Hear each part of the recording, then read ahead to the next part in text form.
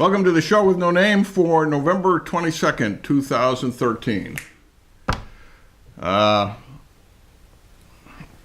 This being the day that it is, we're going to skip the usual local politics stuff. As difficult as that may be under the circumstances, but we're going to. On this day, 50 years ago, the world lost the author C.S. Lewis. The author Aldous Huxley. Oh. Either one of whose death would have probably commanded headlines in the paper the next day, and were buried on page 683. Yeah, because the newspapers were pretty big the next day. Yes, they were. Yes, they were. So we're going to devote this program to the events of November 22nd, 1963, and thereabouts. As we remember them, being the young lads we were at the time. Yeah, sitting in Mrs. Conley's 6th grade class, getting ready to go home at 2 o'clock. Right. I mean, the Cronkite announcement, I don't think came till almost 2, wasn't it? No, it was before 2 because we were still in school. Right. Yeah, right. But it was like, it was. Because he died at 1 o'clock, and the Cronkite one they've been playing back on TV. He's saying it was a half hour ago that it was announced on there. Yeah. We can, remember sitting there and everybody was just like, "Oh, yeah, that's not good." I think I'm going to adjust the camera a moment. You can talk in it. There we go. I can see we're sliding down the floor. Yeah, you were up on the next 7th grade. We were in junior high school. We were on the top floor of SMI. That's right. I've had this. I usually remember every detail of my education and who my teachers were and stuff like that. We had a terrific history teacher in 7th grade. Who would have been one of the 8th grade homeroom teachers, and I can't remember her name for the life of me. And she was a wonderful teacher, one of my best teachers ever, and I've never been able to remember her name in a long time. Anyway, she had nothing to do with this other than she was one of the 4 teachers you had for junior high upstairs. We had. Sister Teresa Bernard did science. Yeah. Sister Monica. She was on the room on the left for the 7th graders. Yeah, she was in the northwest corner. Correct. Sister Monica Agnes was my homeroom teacher, and she was in 7th grade, English teacher, and she was in the southwest corner. The history sister that I can't remember was in the southeast corner, and we were all in Sister Ann Eugene Trinelli's 7th grade math class, which was in the northeast corner of the 4 classrooms. They were virtually identical. So that was your last period of the day then? It must have been the last period of the day, yeah, because we were getting real close to the end of the day. Which was 2:10. Yeah. And there was nothing extraordinary about the day at all, other than it was a bright and sunny day. I remember that. And I think my recollection, it was modestly warm. It certainly didn't seem like late November that I recall. And, all right, well, you and I probably have the same memory. The break-in was Sister Rose Margaret from the office. Yes, she made the announcement. Nearly in tears. Reciting, or not reciting, but trying to tell us what was going on, and she had it all screwed up. The way she described it, it sounded like he got shot when he was getting off the plane in Dallas, which is, probably all that she had heard at that point.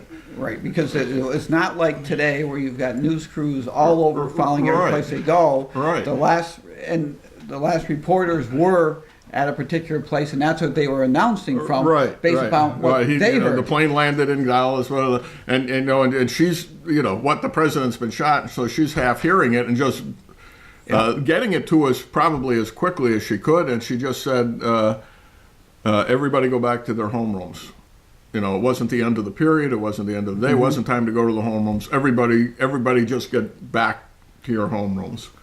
I don't remember whether they rang a bell or not. But and that would only been for the 7th and 8th graders and the high school kids, right, because the right. us elementary kids. Yeah, we were in the same place. You underclass people Our plebes. We were already there waiting to go home, and in fact, I remember that we had already gotten our jackets on, and we were just sitting there for the last 10 minutes waiting for the bell to ring the bolt and get out of there. And when they made the announcement, Mrs. Connolly just said, okay, everybody bow their head and say a prayer. Now, just think about this. They're on the top floor, that's 4 classes moving simultaneously, which of course we did several times a day, right. At least 4 times a day. That means all the 7th graders and all the 8th graders were switching places. Everybody's crossing the gym in Dugan Hall. And we obviously didn't know the president was dead, didn't know how serious it was, or what it meant. And I just, I have this recollection of these, preteen or early teen boys, several of them, making light of it and pointing their finger guns at each other and pretending to shoot each other, because they're immature.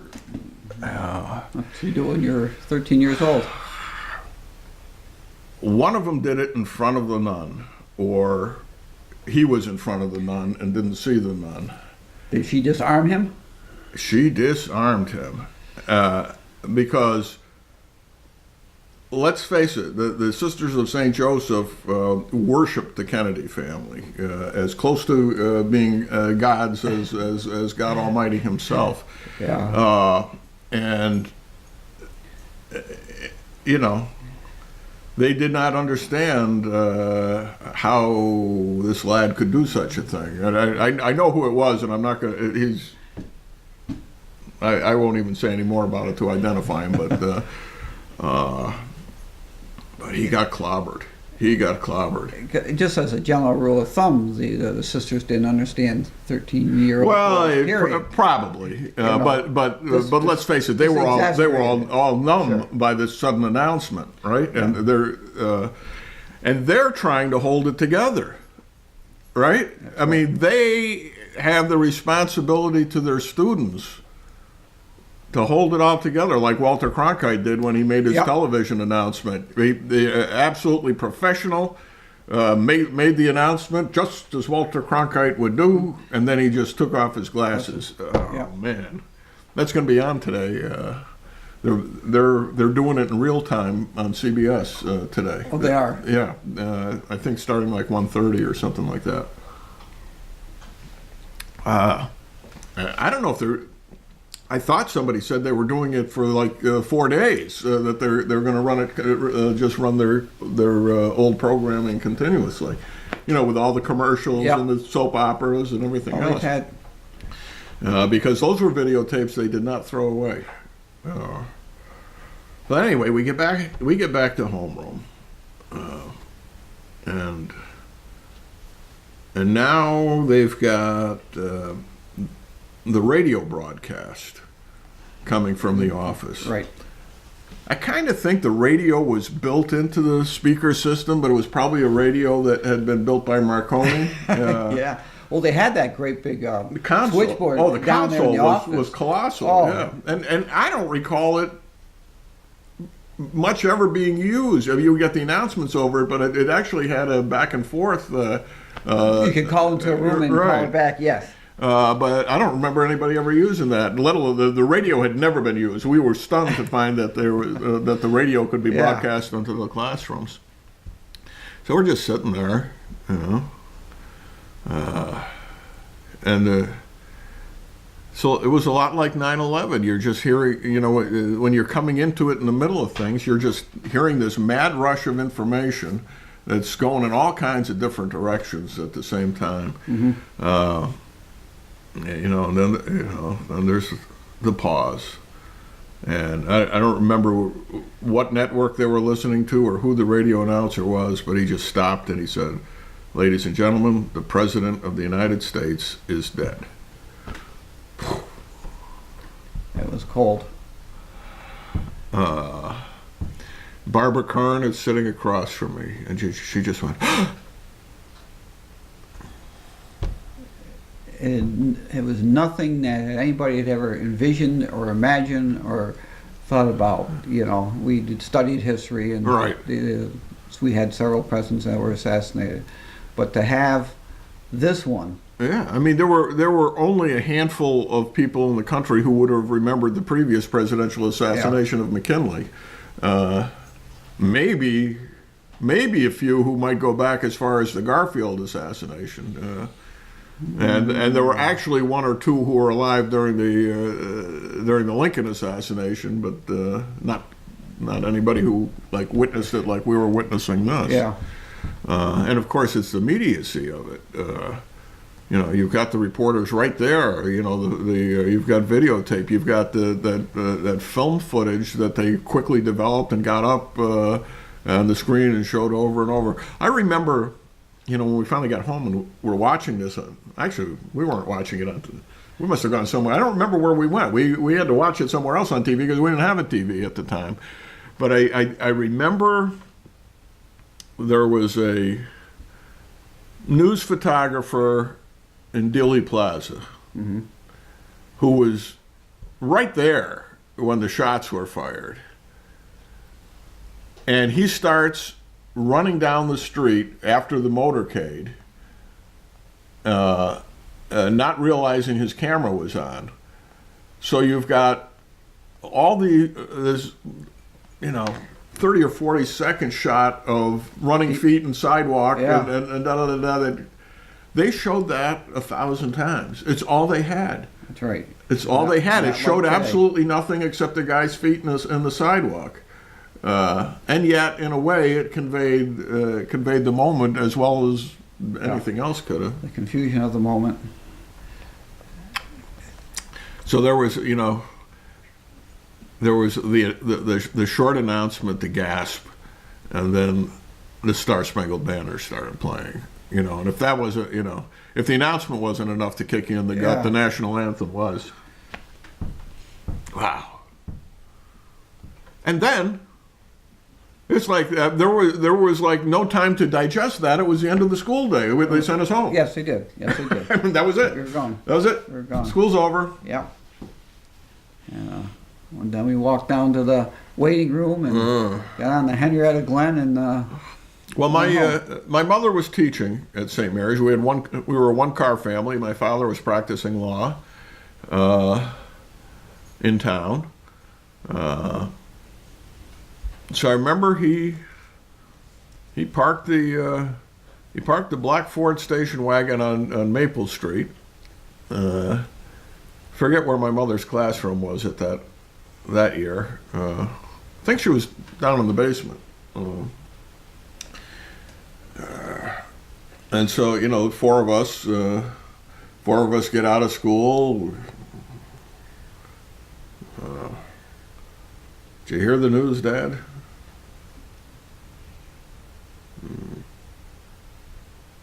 Put his arm around us, packed us in the car. My mother got in the front, and we rode home. Wow. And then, we were either pretty much glued to the TV or the radio for the next several days. Yeah. Yeah. That was all on, and because they had so little, as you mentioned, the same things just was over and over and over again. And, the commentary would change a little bit. They would throw a little bit of new news in there and updates on it, but it was just a perpetual reel to reel of the same thing, and of course, which I think really hammered home the immensity of what had taken place, because you couldn't escape it. You know, right. You weren't changing channels because we couldn't get well, about there were two only channels anyhow. 2 or 3. Yeah. And we was, only had 2 clear. We hardly ever watched 13. Yeah, we had 6 and 10. And it would just go on, and you know, we were getting the same commentary, and like I say, you couldn't change the channel to watch something else because there was nothing else to watch on there. And and I think because of the limited scope of everything, it got so ingrained in your memory. It so heightened what had taken place. Just as his election was the first TV election, this was the first event of this kind that had ever been broadcast, and it was it just focused everything that much more. Yeah, on they the do event. say TV news came into its own that day, because that was really there were. I love this lamp. It's a beautiful lamp, but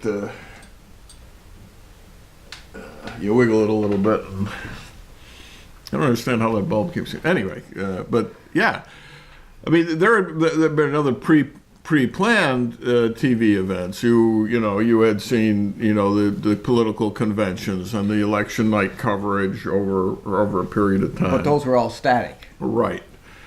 But this, where they had to rush these big cameras in and set them up and figure out a way to feed it to their local news stations so they could then send it around the country. Technologically, it must have been amazing. There were no. There were communication satellites by 1963, but they didn't have these satellite uplift like trucks. No.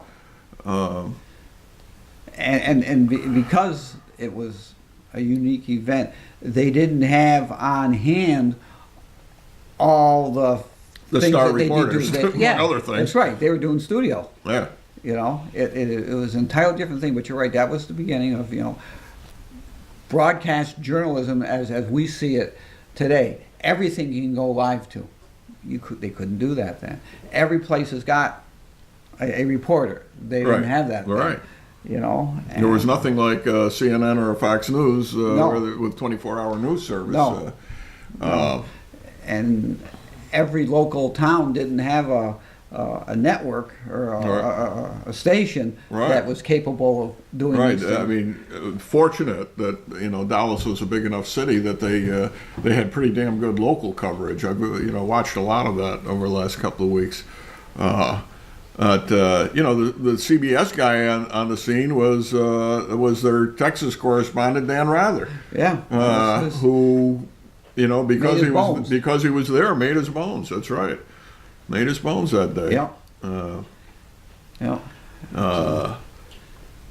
Cronkite just said, "Bring a camera into to my desk." Because the news was coming in so fast, because those guys used to edit their own news and write their own news stories. I mean, that's the way Cronkite was brought up, and he was new at that point, not as a reporter or even a news celebrity, but he was new at being the anchorman for CBS. He had just replaced Douglas Edwards, I think, a few months earlier, or the year before, or something like that. And in interviews afterward, subsequent years, he pointed out that he didn't realize that he hadn't put his jacket on. He had a shirt sleeve on. He was in shirt sleeves, and I think one of his sleeves was rolled up, as I recall. We'll find out when we watch it later. Again. And he was just they're just coming in, handing him messages, and he's going with it, and we're watching as raw a news coverage as you're ever going to see, because they're just you see what these guys are doing to put the news together as it's happening. And if you watch those, as he did it, you can see the level, not only just professionalism, but of the quality of the man and his ability. Because now you have different events go on and something goes asunder, And these guys are they're about their stamina. Now what do I do? It's not prepared. My teleprompter's broken. Okay, what am I supposed to talk about? You can just see the level. Will somebody of come here and ability. comb my hair, please? They can't do it. Right. The script goes away. They're fumbling, much like podcast guys do sometimes. Yeah. Well, but we don't have the staff. He as quickly as things were happening, he was very smooth and very and keeping it all together and in context and absolutely updating and he spoke relevant to what was going on, and he didn't have to deviate like these other guys do to try to bring some focus to what's going on. He just he was far and away ahead of his time. How are the soccer moms reacting to this, Sally? Yeah, right. And they go, yeah. Well, geez, Bob, they've got the radios on, and they're a little concerned because the kids are getting out of practice too soon, and they don't have the rest of their day lined up. Right. Like And they don't have babysitters. Who's going to be home when my kid gets there? Ooh, latchkey kid. Oh, you're a bad parent. Your kid's home alone. Oh, sorry. Yeah. Oh my God. But he was terrific. He was terrific. Of course, Cronkite was of that World War II generation of reporters. He had gone ashore on D-Day on Omaha Beach, I think. Lost his helmet and picked up the nearest one, his press helmet, and so he picked up the nearest one that was lying on the beach and threw it on his head and became a captain. And of course made himself a target by doing that. But having done that, he was able to have the ability at this time to carry on as he should. But how many print reporters, which he was, or even TV reporters at that point, had ever been in a situation where they had to ad lib like crazy, and that's where the true talent of the man came out. Yes. It was, he had done great work with this 20th Century program. Every one of which was a classic, an instant classic, and they were kicking them out one a week on Sunday night. Yeah, brought to you by Prudential and the Rocket Gibraltar. Yeah.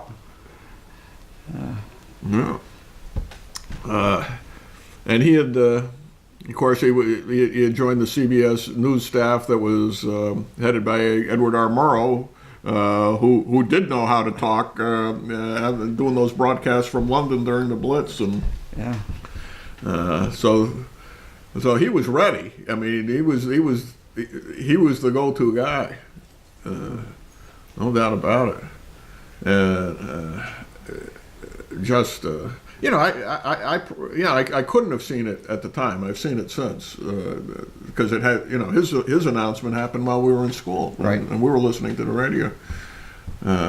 But the rest of the day, the history was coming just so fast because they had Oswald in such a short period of time, and then we got to find out who Oswald is, what the motivator, who else is involved. Yeah, he shot Tippett, and we caught him in a movie theater, and you had to create your own impression of what was cop doing in the movie theater, because the timeline wasn't laid out as clearly as we later found out it was, and it was like, oh, they got him. How did they know it was him already? There's an interesting interview yesterday, in I forget where it was, Florida paper, I think.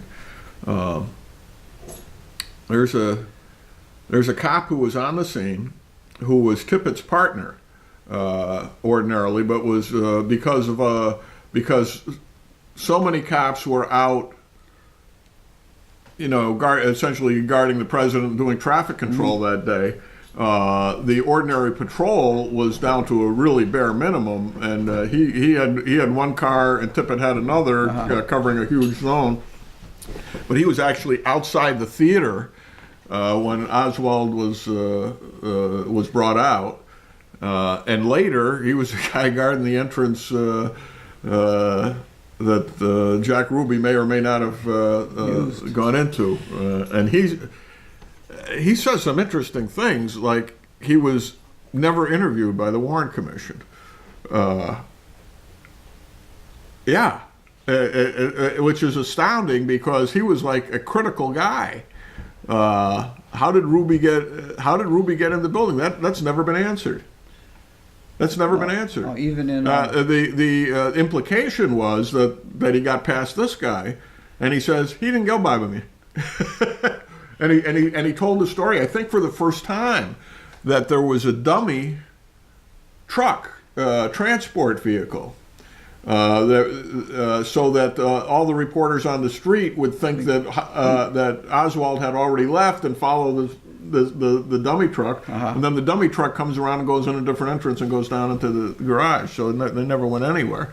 That his implication seems, it's hard to tell. The guy's old, but it almost sounds like he's saying that Ruby might have been riding in that truck, and that's how he got in the building. Well, they interviewed the sheriff there, the one that was had his arm around Oswald coming out, the big guy with the Stetson on. Right, Jack, you son of a bitch. I remember that very well. Yep, they interviewed him the other day, and he's still alive. He's still alive. He's got to be up there. He is, and because he didn't look young then. No. But everybody looked old back then, though, too. I know, but even looking at it now, he didn't look young. I saw an interview with yesterday. Bobby Baker. He's still alive. He's 85, and he kind of laughs at nobody remembers who he is now, and he managed to have a very healthy retirement with all those investments he made when he was Secretary to the Senate under Lyndon Johnson. But a lot of this stuff has got. Oh, there was another interview, first-time interview. Nobody ever talked to this guy. Well, they talked to him, but he didn't tell them. He was a landlord. I think he was the landlord of a building that Oswald and his mother lived in like 1950-51, when Oswald's like 13, 14 years old, and they had moved like 17 times in 16 years at that point. And talked about how Oswald used to. He caught Oswald shooting BB guns at his building at windows, and breaking windows, and he caught him and threw them out. Which reminds me of Sister Patrick Francis. Remember Patty Fran? I remember Patty Fran. Pretty sure it was Mike Downey who was turned around talking to Kevin Devine. Turn around in your seat. Lee Oswald used to turn around in class. It was like, we can go to the moon, but we can't, right? Whenever you did something wrong, it was something Lee Oswald would have done. I'm not going to shoot the president, sister. They always... Nuns always had a few good lines in their pockets to she had a million of them. Make you feel small and humble and not worthy. Wow. And then, the whole weekend, Sunday morning, probably told this story last week or two. We're not going to get... Gavin and I are not going to get a chance to talk about this again. So if we repeat stuff from last week or from the Tuesday show... It's going to be 50 more years It's going to be 50 more years before... We'll be too old to talk then. Yeah. Our memories won't be as sharp as they are now. Well, they probably will be about this stuff. This will be the last to go, I think. But, Sunday morning, we're home from church. Remember, we used to have an 8, 9, 10, and 11 o'clock Mass. We went to 10 o'clock. We were probably at the 9 or 10, but home in time to listen to the radio, gathered around the kitchen table, and here comes Oswald, blah, blah, blah, blah, blah. And, the radio guys really gave good commentary because they're painting the picture for you. Sure. And then you hear the shot. You hear the shot go off, and then pandemonium. Everybody's screaming, "He's been shot! Lee Harvey Oswald has been shot! Get the gun! Get the gun!" Man. Oh, took him out in the ambulance. He was ashen as he lay, not moving, as the correspondent said, and taken away and to Parkland Memorial Hospital. And it wasn't long, and he was You know, and that was the beginning of all the conspiracies, because they never got a chance to finish up the interrogations. There are already 1,000 conspiracies. And of course, he wouldn't have told the truth anyway, no matter what it was. Yeah. Well, but he had gotten what he'd wanted to, have a little bit of notoriety and people pay attention to him. He was a somebody for a while, and then he was a nobody again. Buried in an unmarked grave. And then when... was he buried the same day as Kennedy or the next day? I forget. I think it was the same. It was the day. same. Oh, it was the same. It was. That's right, because they were moving Oswald's body to the cemetery at the same moment that Kennedy's body was leaving the White House, or the Capitol. I forget which. The Capitol. Must have been leaving the Capitol. The rotunda. No, the assassination. No, that's what it was. That's right. The assassination of Oswald on Sunday took place as the body was leaving the White House to go to the Capitol, and then the mass was the next day from the Capitol. But yeah, the funerals were almost simultaneous, I think. And they get to the cemetery. There are no pallbearers. Right, they had to have the newsmen all dropped their cameras and their notebooks, and they carried Oswald to his grave because there was nobody else to do it. Right, they'd come to cover. It's amazing the funeral home hadn't made contingencies for that, and the Riley brothers certainly would have had somebody available. But yeah, I mean, Marina Oswald was guilty of nothing. As far as we know. I mean, there's never been any indication that she was guilty of anything whatsoever. And yet, she lost a husband and the father to her children. And, for her, it was just as big a tragedy as it was for Mrs. Kennedy.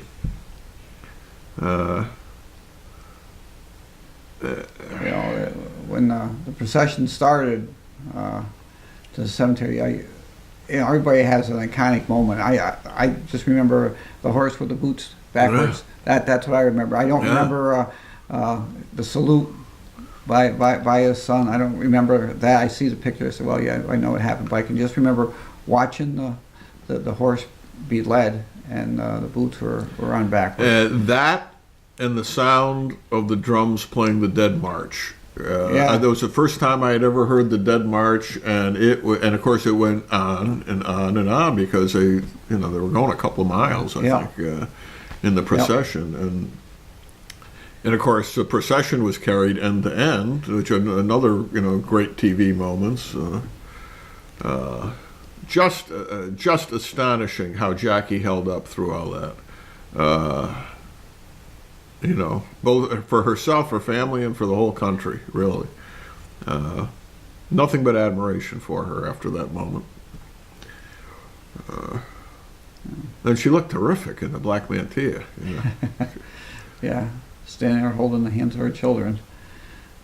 It was, it was a changing event in American history in so many ways. Was it the point that innocence was lost in America? Yeah. Was it a time of an awakening?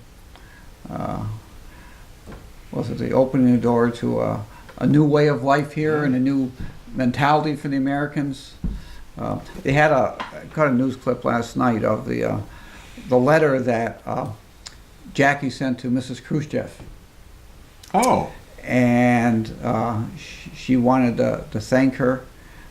Because Mrs. Khrushchev, along with Nikita, had gone to the American embassy to sign the book of condolences, and she wrote a letter thanking her very much for that she appreciated her thoughts at this time for her husband, and it was a typed letter and whatnot, and she had signed it, but it was my thought was, this is like a week later after the event, and she's already.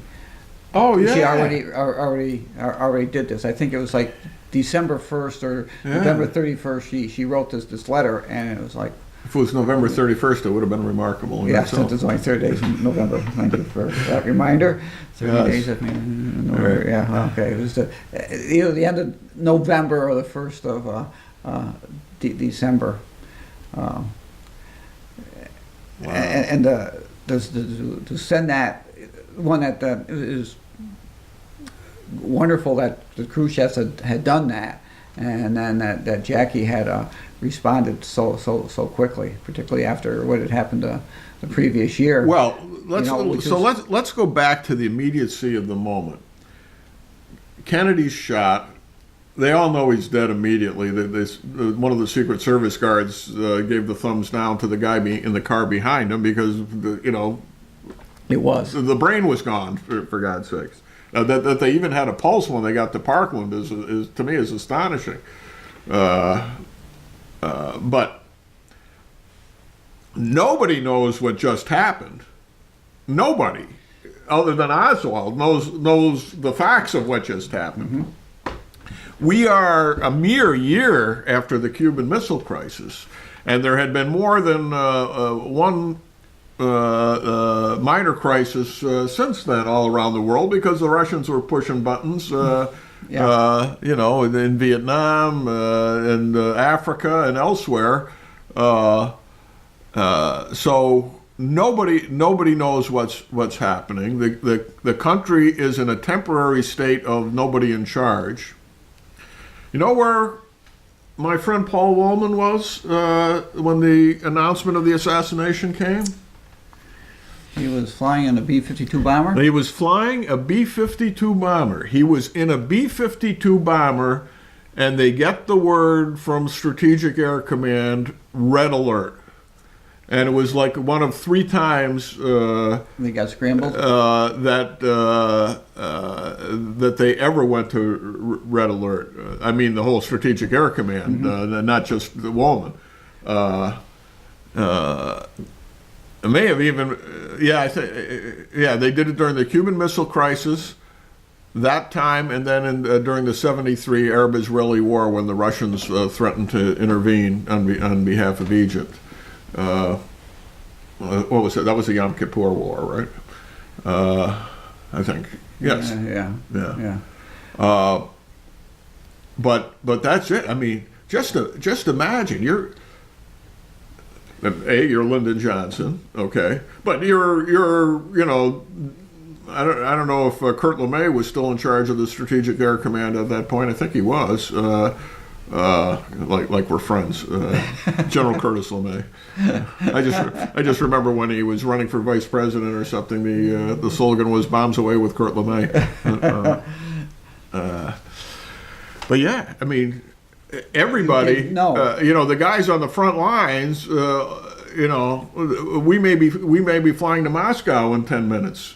This is the opening salvo of what they got planned. Throw the country in disarray, and this is just before they make Dr. Strangelove.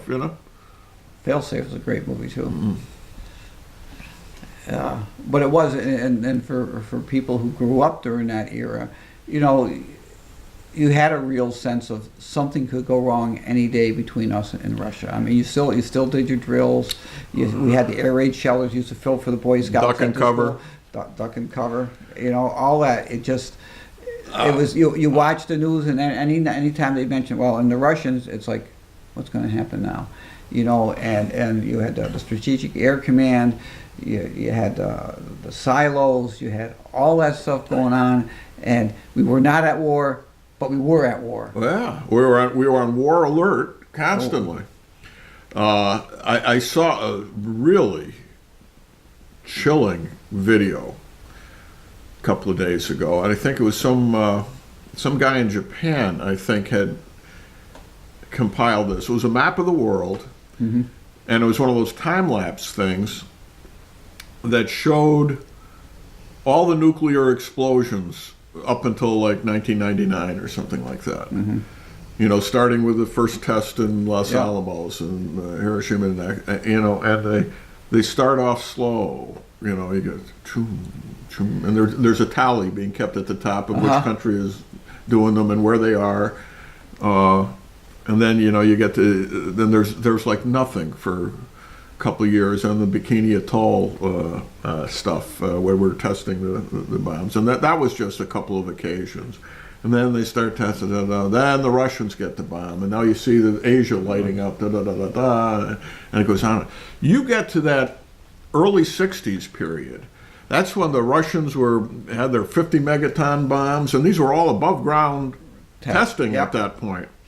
And all of a sudden, it's like boom, boom, boom, boom, boom, boom, boom, boom, boom, boom, boom, boom, boom, boom, boom, boom, boom, boom, and that is the atmosphere that we were in leading up to the Cuban Missile Crisis and of course the Berlin Wall crisis and the Kennedy assassination. And the Nuclear Test Ban Treaty, I don't even think was in effect yet, was it? It had been negotiated and agreed to, but I don't even think it was in effect when he was assassinated. It was. And that was just a ban on above ground testing. Right. Then we went underground. They continued to do they continue to this day to do the underground testing. But wow, it really puts in perspective. So now we're living on the edge of nuclear annihilation all the time. Everybody's on, ready on Minutemen, really. Yeah. And so they're just waiting to pull the triggers on the missile silos, and because they don't know. Yeah. They don't know. And their earliest indications are not good because they know Oswald was at the Cuban embassy in Mexico shortly before that. What the heck is going on here? And they have to get to the bottom of it fast. Yeah. You ever listen to those Lyndon Johnson tapes? He started recording all his phone calls, and they've got J. Edgar Hoover filling them in. He was a good source. Well, he was filling him in on Jack Ruby. The guy's name is Jack Rubenstein. Goes by the name of Jack. And what do we know about him? Yeah. And it's as fresh as it could possibly be. Well, here's what we know so far. But all of a sudden, the guy who had the softest job in the most neglected job in the world is president of the United States, and he's got to be making life and death decisions. He's got to sort through all the minutia that's coming in, and what is and what isn't, and what do we have to say to the Russians to let them know, we're still keeping an eye on them, to see which way the wind's blowing. And it was just it's nothing like anybody here in our country has known since. It's never been as tense. Right. As well, even with 9/11, it wasn't as tense. Because we know we're battling. Once you got to sort it out. But some people who pulled off quite a coup, but don't have nuclear weapons poised at you. We weren't on the point of annihilation. Right. And we didn't have anybody else on the point of annihilation. And all the young guys who were in the Air Force, who were perpetually rotated through to keep these planes aloft. They were up there for a long time going. They come down, land, fuel up, and somebody else. Well, they didn't even come down to refuel. They were refueled in the air. Yeah. It just, and I think that threat that we had at that time was more daunting than the actual event itself and what we saw. I mean, people were certainly thinking the worst. Yeah. That it was done by the Russians to have us take our eye off the ball for a minute, and something bad was going to happen. And it was not an implausible theory, given that the Cuban Missile Crisis was still fresh. Yep. And everybody was looking for that edge. You suddenly get rid of the president, and in those few moments of chaos, you launch your missiles, and it's over.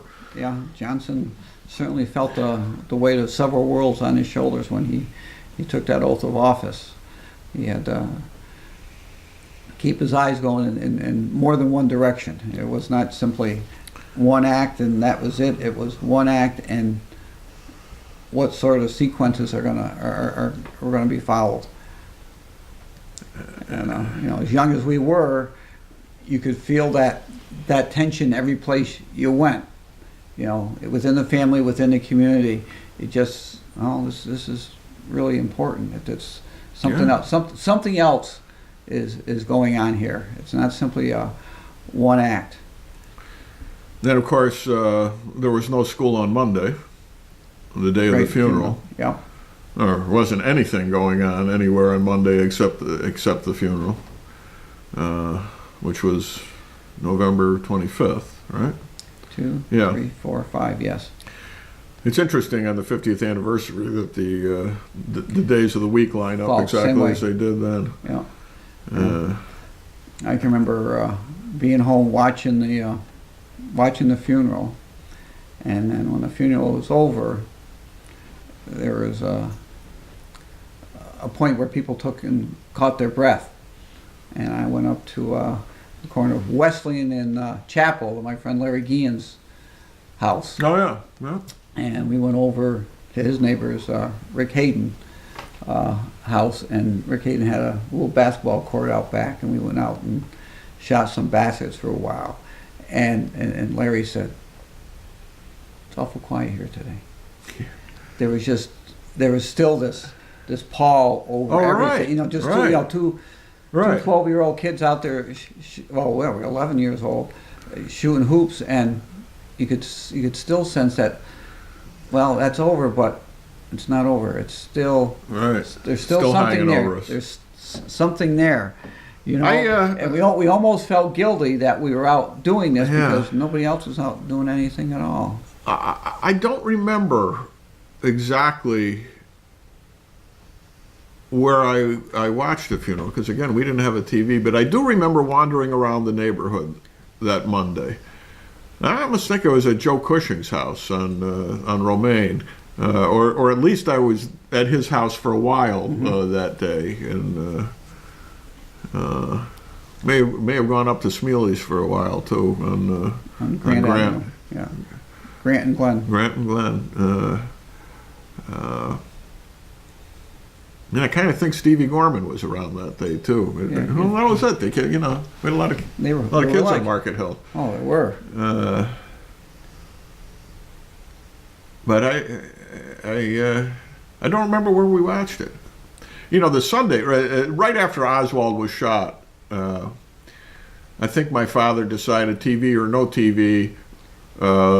We got to watch this, so we packed this up and we went up to my grandmother's house in Rockton, and we watched it on their TV. Yeah, black and white. In black and white, of course. It's all they were broadcasting in anyway, so it really didn't make any difference. Yeah.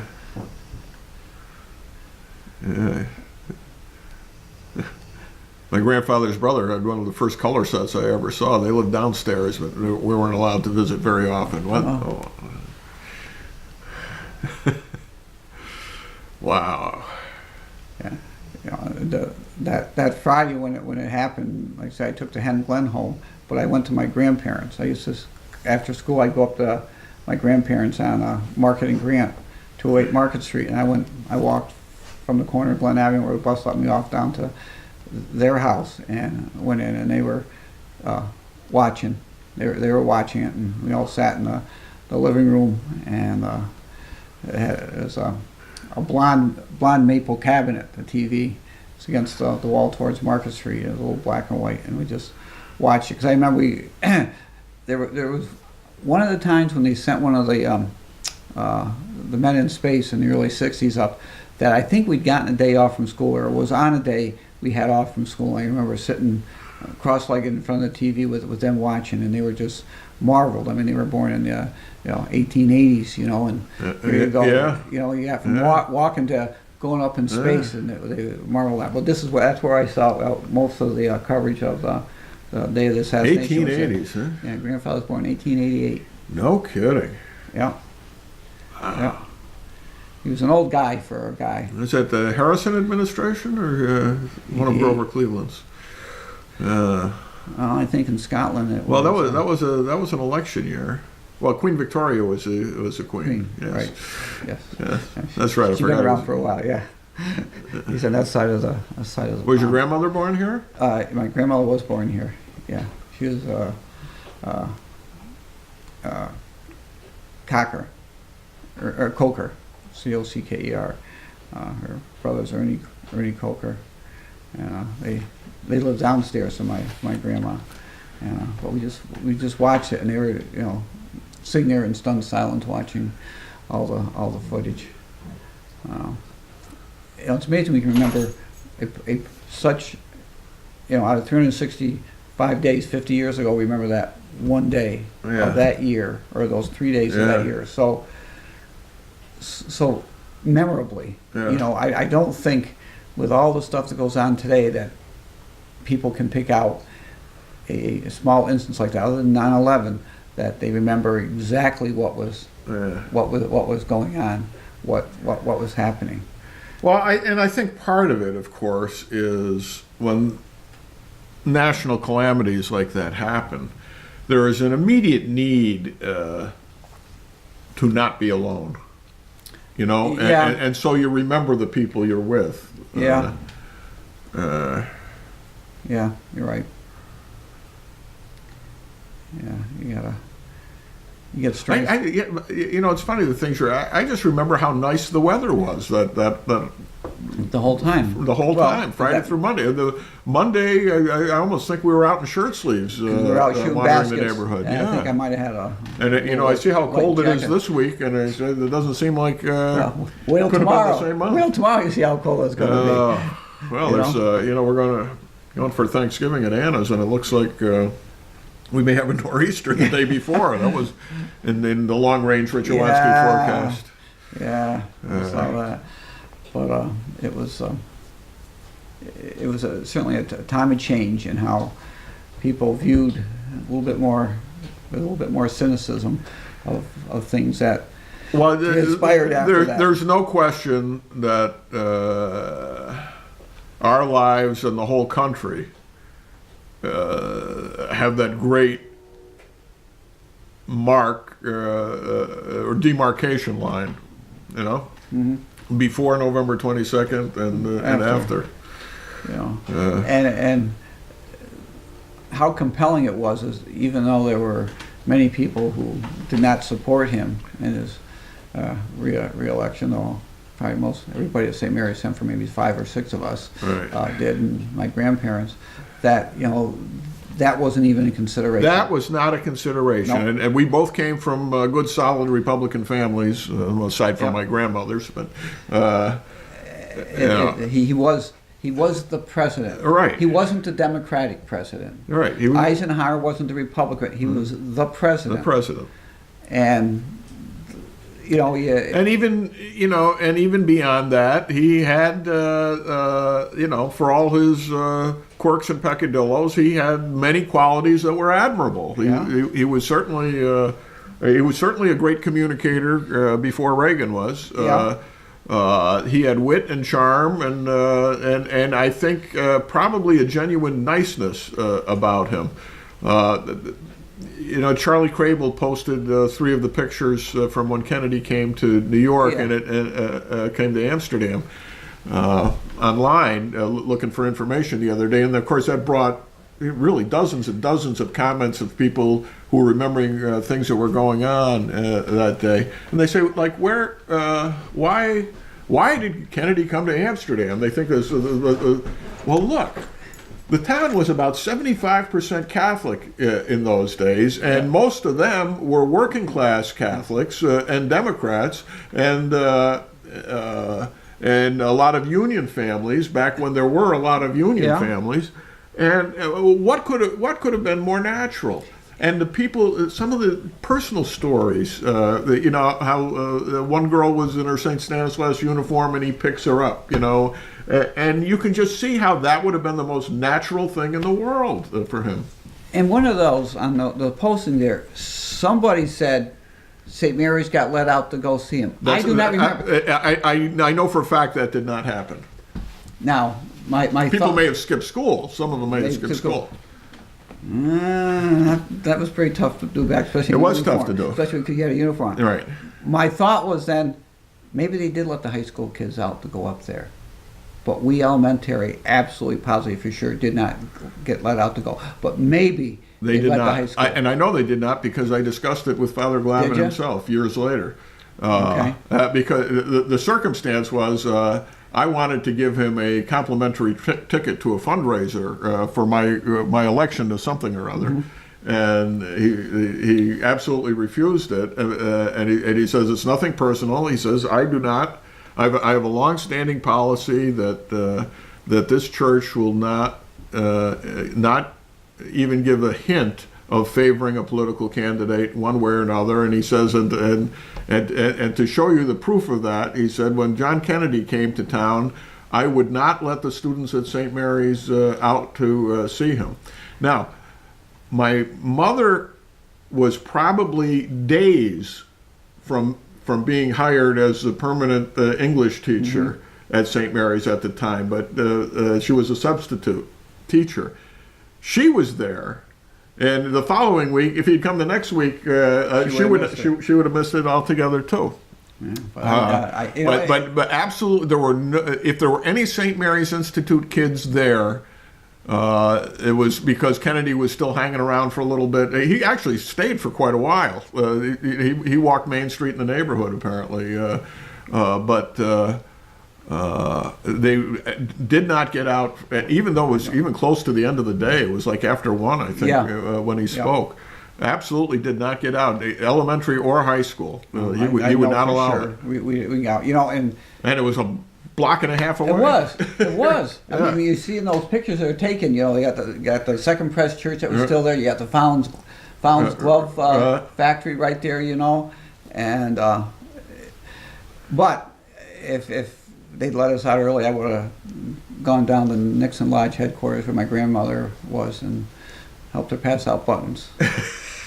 But as I said in the radio show, honest, I just didn't understand if Nixon had a lodge, how come Kennedy with so much money didn't have a lodge? He had the compound at Hyannis. Yeah. And he had a Johnson. I don't know. I think Kennedy had a Johnson too, for that matter. But that's a different conversation. Wow. But yeah, there's a lot of people responded to those pictures that were. Yeah, and it's amazing the number of people who were offering an opinion that was completely bizarre. I mean, to me, I look at the picture; it's as obvious as it could be where the picture was taken, even if you didn't know. Yeah. Even if you didn't know it was the parking lot behind Second Press. Yeah. Yep. But. Yeah, of course, Dave Petruccia told us the other day he still got an autograph from that day. But he's not sure which side is up. Gave him a quick signature. Probably just says Jack. And the other reason, somebody was like you were saying, somebody said, why would he come to Amsterdam? Well, because you didn't have the election campaign buses traveling all over and showing everything, every place. These guys had to go out and pound the streets and make press the the flesh. connection. Yeah, you had it. They had to be out there. And they were able to, which was really wonderful. Yeah. Yep. They got pretty up close and personal. Even when Rockefeller, just remind me who it was, came to Scully. I mean, we were. It was right in the middle of the crowd. Yeah. Yes. I don't know what the heck he was standing on though. You could see him standing on something out there on the walkway, but he was right there, and that. No way. It's funny the things you remember. They had a little platform they put up outside the school for him, but the thing I most remember was Jack Davies Sr. standing on the roof of the school. He was a custodian. He was a custodian. Yeah. Make sure there weren't any kids up there on the roof. Yeah, so he's up on the roof, looking down at the whole thing. Yeah, and and his remarks are tailored for the Amsterdam audience. Amsterdam's a lot like Lawrence, Massachusetts, where, in my district or my state. I mean, easily adaptable, but it was. The fact that it had that personal touch. And interestingly, when Bobby Kennedy came here in '64, when he was running for the Senate, same thing. I remember the speech he gave when he came here, and it was like, Amsterdam suffers from unemployment. Last year you had, Yeah, he knew the numbers. But yeah. But it at least, even if it's all baloney, it gives the impression that you care about the people who are standing there in front of you, and it's a great technique. I thought JFK's speech, reading it now, was masterful. It was absolutely the perfect political speech. He was able to make the Republicans look like the mean ogres.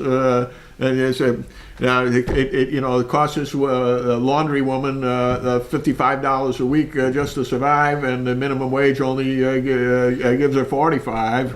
But the Republicans say, no, that's too much. That's too much. The rich ogre Republicans. And they're still pushing that same line. they've been pushing that same line since the Jefferson administration. But the way he put it works politically. Yeah. Yeah.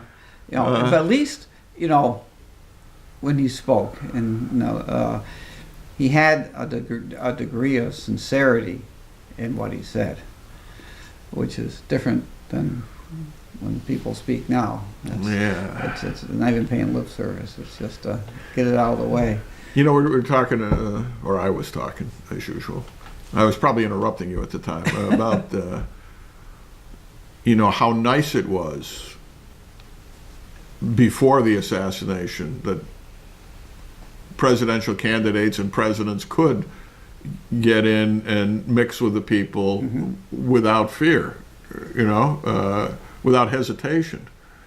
The most natural thing in the world. And politics changed forever after that. And this kind of hit home, believe it or not, in Ballyporeen, Ireland, when the wife and I rented a car and were touring Ireland. And we went to Ballyporeen, which is, I think, in southern County Tipperary, almost to Cork, if it's not in, I'm pretty sure it's in Tipperary. That is the ancestral home of the Reagans. And it's nothing but a T intersection. Okay, there's two roads come together. There's a T intersection. On one corner is a little restaurant. Across the street is the Ronald Reagan on the T side. Yeah. The cross side is the Ronald Reagan Lounge, John Farrell's Ronald Reagan Lounge, which is a bar. It's a local bar. But he renamed it for Reagan after Reagan came and had a beer there. And you go into the place, there's one whole wall. The long wall of the bar, on opposite the bar, is the photograph of Reagan having his beer in that bar. Big stereoscopic picture. And John Farrell is in the picture as a much younger man, and he served me. I sat down and he said, "What do you have?" I said, "I'll have whatever he had," which was a Smithix, I can pronounce it. And the other corner is a museum to the day Ronald Reagan came. Just a little museum. But they devoted a whole museum to the day the President of the United States came to that village. And it was closed. We were there in winter. And Farrell says, just knock on the door. The custodian will let you in. And he did. We knocked on the door. He lets us in and shows us around. And they've got a copy of the baptismal record of Reagan's great-grandfather or something like that. And it was just absolutely charming. But the point I'm getting to is there were photographs of that day, lots of them, and a huge crowd, friendly crowd, friendly. It's like walking into the Quiet Man, and for the first time in his presidency, and probably for a long time before that, Reagan was just able to get loose, and he just walked into the crowd There are no Secret Service agents pushing everybody aside. He just merged with the crowd, and the picture of him's right in the middle of the street with all these people milling about him, and he's got the biggest smile on his face because it has a chance to be one of because it had to be, yeah. It had to be a terrific experience on that other level, wholly aside from, being among friendly people in the place where his people came from. It's you didn't have to sweat it for a little while. Oh man! And to show you the ridiculous, I guess it's not ridiculous because we know what happens if you don't. But the extent of the security. The bartender, John Farrell, told me that he was not allowed to serve Reagan. Reagan was served from a keg of beer that the Secret Service agents had watched produced from every step of the brewing process, filled this keg, guarded that keg, took the keg to Farrell's bar, and they drew one glass of beer that Reagan drank half of or something like that, and it must have cost $100,000 for that glass of beer for all the security that was involved. So Reagan stopping by there was planned. It wasn't. Oh yeah, there was nowhere else to go, frankly. If you're in Belly, if you want to drink in Belly Parade, but they knew they were going to be at this place at this time, and so Farrell knew he was coming. Right. Yes, he did. Yes, he did. But everything was strictly, Wow. Yeah. I mean, the number of advancement that are involved, and of course. They do these things all the time, and then the trips are canceled or the itineraries changed, and but that's. Did Farrell get to finish the rest of that keg of beer? I don't believe so. No. They took it. Secret Service guys want to tell you. He told me. I forget exactly, but I think they dumped it afterwards. Oh, yeah. Such a waste. Well, there's plenty of Smittix behind the bar. Yeah, but so. But yeah. Oh. One glass of beer. And it's a great photograph. He's got the big Irish smile on his face as he's raising his glass. Wow. But the few little things. I mean, the ironies of the few little things that have to change for Kennedy to survive. It's God. Yes, everything just. The stars were lined up. That's right. Everything happened as it was supposed to. Yeah. Because I believe, I'm a Catholic, but my belief is that when you're born, you're put in line.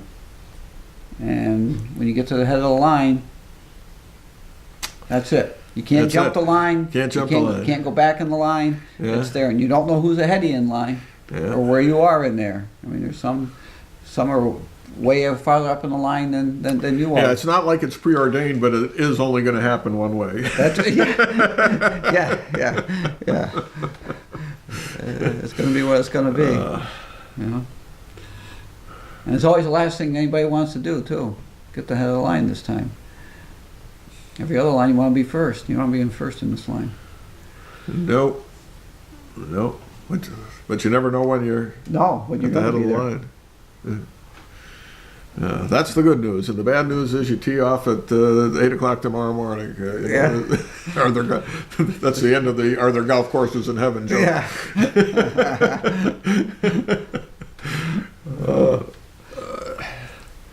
So that was it. I mean, it came and went. And when did we decide Roger Maris was traded from the Yankees? He played for the Cardinals in '64, so he played with the Yankees in '60. I think he got traded after the '63 season because it was Yankees and Cardinals in '64. It was Dodgers in Minnesota in '65. Oh, that's right. He played against the Yankees in '64. Right. It was '66 was Baltimore and the Dodgers. Then it was St. Louis, and he played. You know what? maybe I'm wrong here because he may have played another 2 years. He played with St. Louis when they played. The Red Sox played him in 67. He was with them then. No, 64, 65. So that's only 4 seasons. So, but I originally I thought he played against the Yankees in '64. He could have been with the Yankees in '64, and didn't go to St. Louis till after, and when he played Boston, and then I think he retired after the 68 because 68 wasn't 68 when it was St. Louis and Detroit, and that's when Mickey Lolich got 3 wins against St. Louis in that series against Gibson. He didn't get 3 against Gibson, but that was a big one. So I could be wrong when he was traded from the Yankees, but I don't think he. Maybe he did play with them in '64 against St. Louis. Then he ended up going. He went to St. Louis. You know what? You know what I got to do when I go home? I'll Google it. Google will tell me everything. Well, we could just post it on the screen here. That's what we do. Oh, yeah. We'll say What year was he Gavin's traded? wrong or Gavin's right. Because he won a World Series with St. Louis, but it could have been in the '67 series. You know, because that is the other critical event of our youth that changed things forever.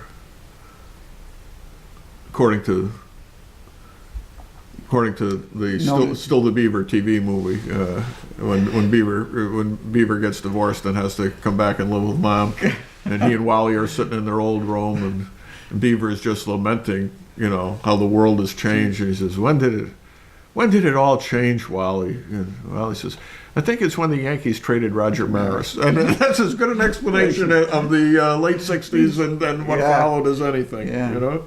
Hey, did you know that Maris held the home run record for more years than Babe Ruth did? It was a longer period of time shorter from Ruth to Maris than it was from Maris to McGuire. You know, and they always disparaged Maris for the one who broke the record. It was the way they treated him was just awful. Awful. Yeah, well, because he wasn't Mickey Mantle. No, he wasn't Mickey Mantle, and he wasn't Babe Ruth. He was fighting the two gods of New York, and he beat both of them. And that's not the way it was supposed to have been. It's supposed to have been Mickey was the one that's supposed to break the record. And it was. There was, geez, I wish I could remember this story. There was this guy who. I think he was originally from New York, and I don't know if he was the guy who caught Maris's 61st home run or not, but he was a guy that was always in the ballpark, and Maris got to know, know who he was, and I almost think he caught Maris's last home run, and last home run as a Yankee or as the 61st? No. I mean his last home run of his career, because he had moved to where did he end up? St. Louis or somewhere else? He went to. I think he retired from St. Louis, but he could have been playing in another park. He could have hit his last home run though. Oh, that could be. I think it may have been Chicago or something, because I got in the back of my mind it was Wrigley Field. Which could be, or maybe not. But anyway, this guy gets the ball, and they say, you want to give it to Maris? He says, and Maris says, whatever his name was, Tony, you? It was, one of those great baseball miracles. Goes around. But I can't remember the details, but it definitely had something to do with the Kennedy assassination. In some manner. Yeah. So that's it for the next 50 years, I think, Gavin. Something I saw this morning that there are only something like 33% of the people now alive were alive at the time of the Kennedy assassination, and only 30% would be able to remember it. Really? Yeah. Yeah. Yeah. That was the others. Yeah, my wife just has a, who's, that much younger. She's 6 years younger. She barely remembers it. Oh, she was in first grade. Yeah. Yeah. Yeah. Wow. Well, And not in Catholic school either, so the reaction may have been a little different. it's no different than the folks who actually remember Pearl Harbor. We see it. We've seen it. And Well, when you were telling the story about playing basketball after the funeral, it just reminded me of your grandfather's story of the soccer club playing that game on Locust Avenue, and at halftime they find out about Pearl Harbor, and then go out quietly and play the rest of the game. They know who they're going to be fighting against. Because they knew who they were fighting, because they were playing against the German team. They were fighting, but of course the Germans didn't bomb Pearl Harbor. No, but they knew the war what was John here. Belushi said. Yeah, but they knew the war was coming. Hey, you know what's? Well, let's diverge a little bit more even. You know what's great now in the paper on Saturdays? They print from 100 years ago right up to now, right. Sports in Amsterdam.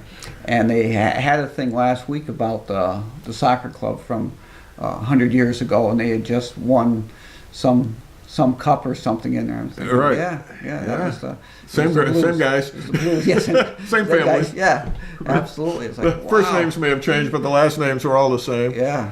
Now, I don't know if I mentioned this to you, when we reopened the Walter Elwood Museum, there is kind of a community social room display, and they have this big photograph of the soccer club.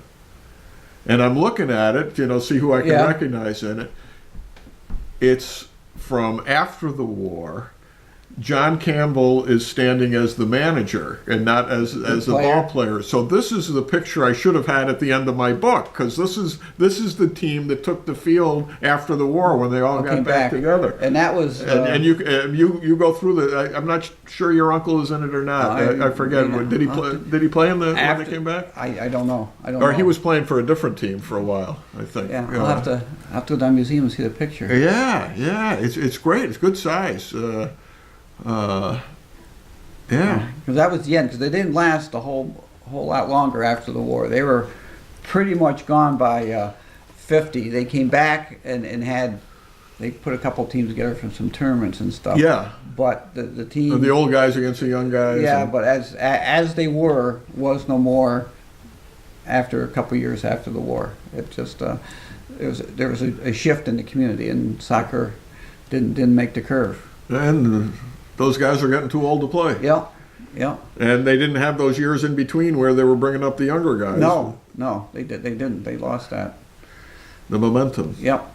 Yeah, absolutely. So I have to see that. I don't know if I mentioned to you, I did find those missing photographs. I still haven't done anything with them. You know where they were? Where were they? They were in the trunk of my car, because I brought them with me to one of my book sales. I think the one up at the horse barn. Yeah. And so they were neatly kept. They were with the scrapbook, the World War II scrapbook and all that stuff. So the next event I had, I said, well, I got some of that stuff in the trunk of the car. I opened it up, and and I still haven't copied them. Oh, that's all right. In fact, they're probably still in the trunk. 'Cause I don't think I brought them in. But I have seen them, so you'll get them back someday. That's okay. And I can almost identify everybody now, I think. That's why I brought it. I brought the pictures with me because I knew I'd just be sitting there for several hours, and I wanted to analyze, because one of them's got names on it and one of them doesn't. Yeah. And I was trying to recognize the guys from 2 or 3 years apart. Who they were. Yeah. The trouble is, they all had the same haircuts. They, everybody looked alike unless they were your relatives. Yes, they all looked alike. You're absolutely right. So you can help me. You can help me pick out your relatives. Oh boy. Probably at that point, it was just your Uncle Bus, right? Yeah. My dad didn't. He played for the other team in town. They had the two teams, and he played. He was on the lesser. Not the Moors. Not the Moors. He was the lesser. Him and Bud McFadden. Was that his name? McFadden. Sounds good. Bud, yeah. Todd, my son Todd has got the picture of my father and a couple of his buddies and one of their soccer pictures, but it wasn't the guys that played for the Blues. They were the Greens. And of course, the team name changed within very small bounds. They were either the Blues or the Uniteds or Sanfords or the. But I got. Matter of fact, they were probably the Sanfords before they were the Bigelow Sanfords. Yeah. But the incredible thing is they beat professional teams from New York City. Yeah, they played in a professional league as amateurs. Yeah, they did. They were. No one would play. You can tell. Even if you don't know this story, you can tell looking at the records that there just came a point where the other teams in upstate New York just refused to play them. There's no point. There was like, They had to go down to the city and play. The Germans and the Poles and the Scots. It was like Wheelerville playing the Yankees year after year. Yeah, absolutely. Yeah. What was it in the paper the other day? It was somebody said that something about Tommy Lasorda. He pitched for Schenectady Blue Jays. He struck out 25 rug makers or something in the game. In there, and I can't. He was pretty good. Yeah, he was. He was one of several Hall of Famers to play at Shuttleworth Park. Yeah, Jim Gentile did, because he played for the Schenectady team. Big first baseman for the Orioles back in the early '60s. He played. Johnny Padres came through. He played. He was from Keene Valley. He was. Padres was from a suburb of Ticonderoga. Yeah, I think because Father Anselmont spoke at his funeral last year or the year before. I forget. He's been gone a couple of years maybe. And Padres was actually one of his parishioners up in because he ended up in Queensbury. Queensbury. That's where he spent most of his retirement years. And now I wish I could remember the name of the place because I could tell the joke a lot better. But there were Anselmont told the story about somebody on the street, somebody from upstate from Ticonderoga actually is meets somebody in the streets of New York. And they said, "Where are you from?" Ticonderoga. "Oh, where's that?" It is, well, it's kind of north of Lake George, whatever. And they're still not getting it. And then they say, "Well, is it anywhere near whatever this hamlet was that Padres came from?" "Oh, well, we know where that is. That's where Johnny Padres came from."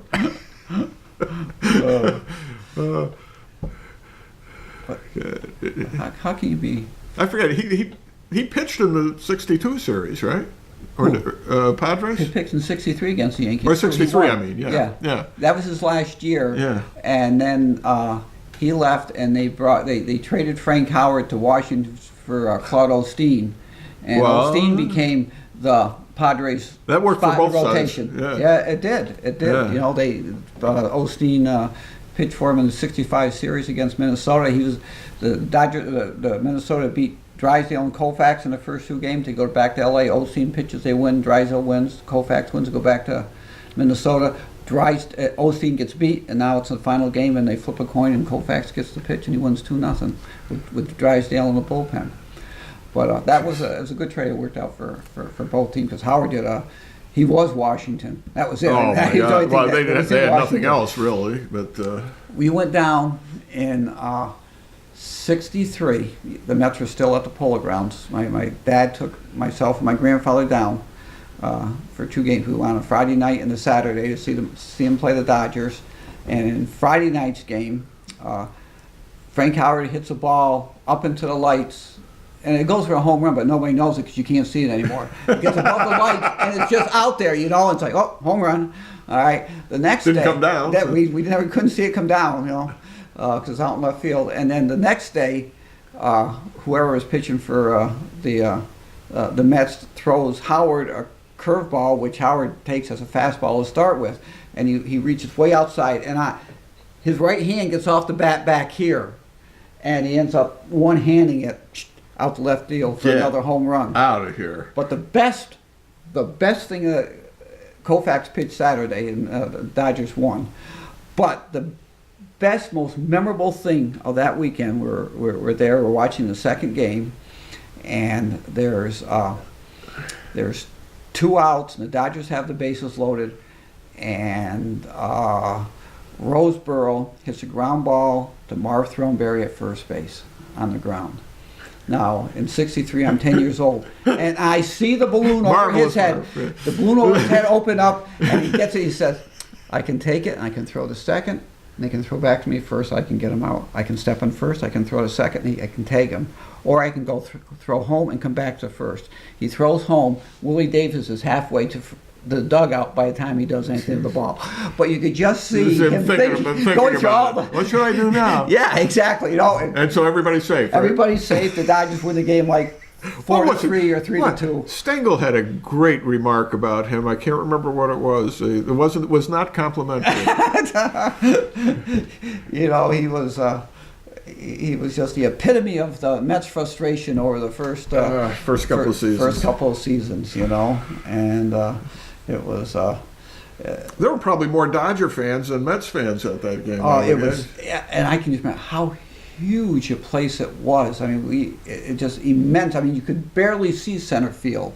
Yeah. It was like 520, some ridiculous. Oh yeah, it was crazy. Yeah, it was an odd-shaped field. Oh, it was almost rectangular, right? The way it went out there, the way it met, it was unbelievable. He had a really and Friday night, Padres hits a home run down the right field line. Yeah, he's a lefty. Hit right down the right field line. Wait, you saw all these games? That's 2 games. Oh yeah. It happened all this stuff happened in 2 games. Wow. But there was one frightening moment at the game Saturday. I was 10 years old, and I was eating my hot dog, and just as I finished my hot dog, this pigeon shits on my left hand. Oh my God! And it's warm. It's get it off! Get it off! Oh, it was it scarred me for life having that happen. But everything else at the games was great. But it's just yeah. Just kind of good thing that hot dog was done. And they say war is hell. Yeah. You don't know what it's like, Bob. Oh. Well, I hope it never happens to anybody in your family. Well, Chip the Wonder Dog has left deposits on the stairs when I wandered down barefoot with the lights off. That's pretty close. That's pretty close. Warm and squishy. Right, Chippy Dog? Yeah, a good dog. Yeah, dog, you are. Oh, he's going to roll over and show us his belly. Too bad you can't see this, folks. Anyway. So I managed to get out of junior high school. You managed to get out of Mrs. Conley's 6th grade. Yeah, you got out of there.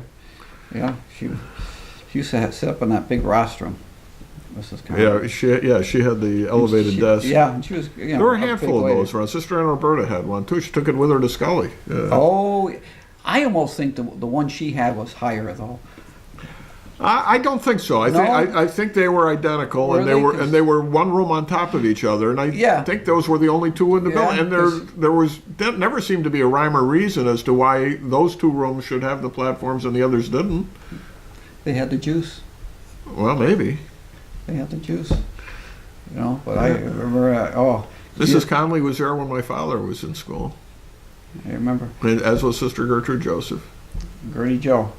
Yeah, somebody on Facebook the other day. Who was your favorite teacher? Yeah, that was Gertie Joe was mine. Yeah. Boy, Anna Roberta up on that rostrum there. He just, and I'll tell you though, you knew who in the city had money, and it was Smealy and the Rileys, because every time we'd come into class, they had somebody to feed Sippy, so we could do something other than feed Sippy. We'd have a little Latin club there for a while. That's right. A little diversion there. And Pete always had some, and so did Joe Riley. Wow. And Stitch would say, "Joe, we got some money. Let's feed Sippy." And Joe would cough up his nickel. And whatever happened to Sippy? I don't know. She used to sell that stuff off. I've got her tape recorder and her Super 8 camera, and yeah? She hawked her stuff? yeah. Every once in a while, when she needed money to buy new equipment, she would sell the old stuff for ridiculous prices. I'm sure I couldn't have paid much for that 4-track tape recorder. Oh, boy. That was a good machine too. Still got it. I don't know if it works anymore. Came in handy once.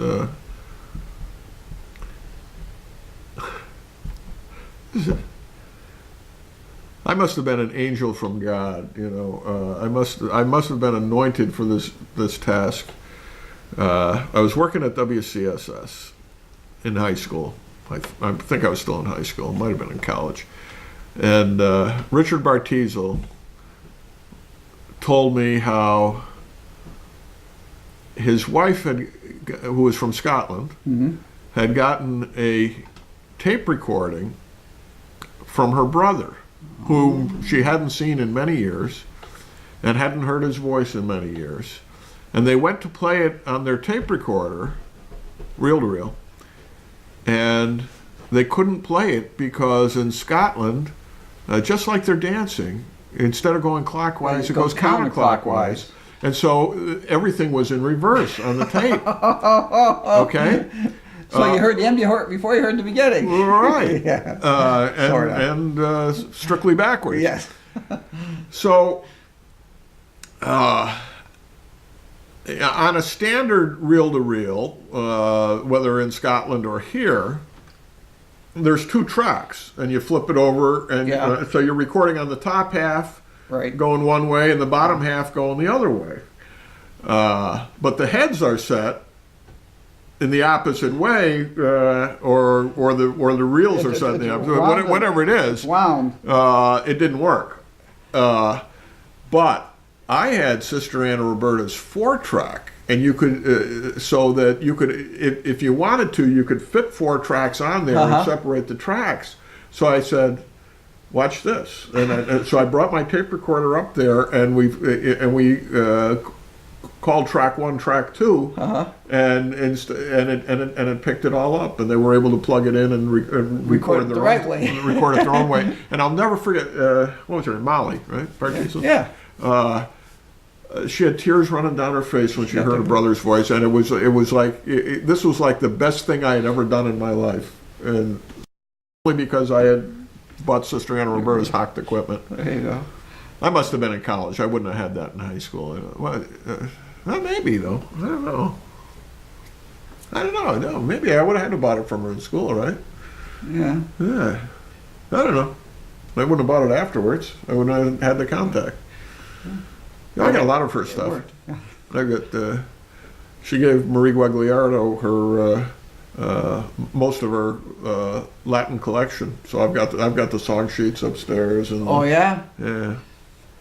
Slides. I had the King Midas slides. That was your. Were you didn't take Latin, did you? Yeah, 4 years. Oh, you did. Oh yeah. So were you in the Midas movie? Or no, I opted out. I was in the last row, and the guys. Really, you were in the last? No. You were in the last row? That was the Paisan Club. You had to be really pretty bad to be in the last row. No, wait a minute. That's not how it is, Bob, and you know it. All right? That's not how you got in the last row. You got in the last row because at one day you got something wrong. You got something wrong. And the thing everybody after you knew the answer. And the thing that made it wrong, the way she did that, was once you got in the first row, you never had to worry because you got the same stuff all the time. By the time you got halfway through it, you got to the new stuff. And of course, nobody knew the new stuff, even the kids in the first row, but they didn't have to do the new stuff, only the guys that were at the end. She had this set up. That's your theory, huh? It's my story, and I'm sticking to it. But boy, I was. Tom Alberton was always in first seat, first row. He was probably the first seat, first row for just about everything they did that He for. did, he was. Yeah. Val Alberton. We called him Val because he was a valedictorian. He was valedictorian. Yeah. And we had, I think we had A.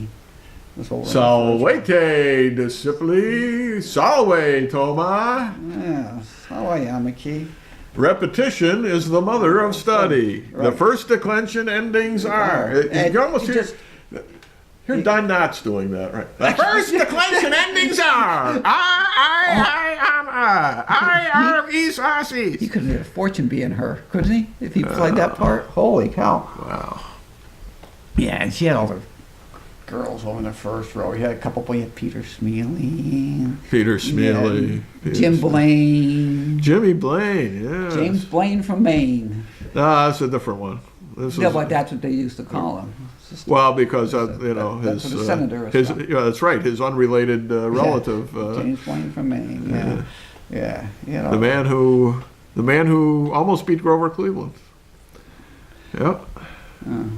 That's But for that minister in New York City, wasn't it? That called the Democrats a party of rum, Romanism, and rebellion. Yeah, I was in for that the one. Roman rebellion was okay, but the Romanism, there out went the Catholic vote, and Blaine just sat there, probably wasn't even listening, and he got blamed for it for not saying anything. Blaine got blamed. Blaine got blamed. Yeah, yeah. Put the blame on Blaine, boys. Yeah. Put the blame on Blaine. We got Anyway, so we've gone from John F. Kennedy to the back to Sister Anna Roberta, who was probably his biggest supporter in the community of Amsterdam or anywhere in the country. Yeah. The 1884 election. Let's see. Yeah. That about does it. Okay, well, and of course, yes, this is how we'll bring it all together. Sister Anna Roberta was a personal friend of the Kennedys. The rumor was that she had babysat for Jack Kennedy. And I remember she brought And she let the rumor continue, even though she later denied it. She neither confirmed nor denied. She neither confirmed nor denied your because lack they of kept the denial aura makes up. it confirmed. But then you know she had the photograph of her with Bobby and Teddy. You know, Yeah, but she used his inaugural address to talk about proper writing, repeating things 3 times. right, and, chiasmus and trichotomy. And, It was written perfectly, you know, and she was very proud of that because that's how it was. And and his speech to the United Nations, she had that one analyzed. Cicero and Kennedy, it was called. Did I tell you this? How I'm in Latin class in college, Yes. and They knew her. And Miss Goggin whips out this Cicero and Kennedy thing and hands it around. And I said, hey, I know this. this looks. I've seen Sister Anna Roberta had one of these. You touched the hand of Sister goddess. Anna Roberta. Touched the hand of Sister. You know Sister Anna Roberta? Yeah. Very well. She was at my Anna's baptism, actually. Sister was? Sister was? We invited her. We picked her. I think my brother Tim picked her up and brought her. Yeah. Was that before or after the fit? She was retired at that point, or she had been retired. You know, they retired her. Yeah, after that. Yeah, and so she was at the provincial house, and my brother Tim used to have her over all the time. He lived in Colony then, and so you know, she kind of alternated having dinner at his house and our house when we were in Albany. And you know, those believe it or not were good years for her. She was still mentally sharp. She had more time to sit and watch local news, so she could write to Liz Bishop and tell her how she put the accent on the wrong syllable. And really, you should say it this way and not that way. She's a graduate of Catholic school, Liz Bishop. She went to Holy Names in Albany. Really? Yeah. She went to college with me. She was in my class in college. Yeah. In fact, she was in a Greek history or Roman history class, I think, that I was in, or Greek life or Roman life, one of those. Yeah. Something in the classics department, believe it or not. Or not with me. I don't remember. By then, she was already writing for the Nick News. She was still in college, and she was writing for the Nick News. Yeah. And she's still here, too. And she's still going strong, and I know how old she is. Yeah, she don't look that old, though. She doesn't. We don't either, but she No, doesn't, we don't. certainly. Yeah, but she doesn't have a white beard like we do. As far as we know. It's almost time, Bob. It is time. Okay, so remember Aldous Huxley, C.S. Lewis, and John F. Kennedy today on the 50th anniversary of their deaths. And we'll do this again in maybe another 25. We could do the 75th anniversary. Yeah. Yeah, that works. Yeah. God knows what kind of equipment we'll probably be just mentally projecting it to somebody's screen. Yeah, Yeah? could be. Could be. I mean, this is a better camera than the ones they had in Dallas back then. Yeah. All right. So it's almost time to turn CBS on, and so we'll shut this off and go, and we'll be back on Tuesday with the radio program at WCSS or WCSS1490.com or 1490 on your AM dial if you're in the area. And I don't know about next week. It's a Friday after Thanksgiving. We should probably skip that one, huh? Chance? Yeah, I gotta work. I gotta take one of the guys on Black Friday. All right. So there'll be no podcast next week. We'll be back in 2 weeks with more of the show with no name.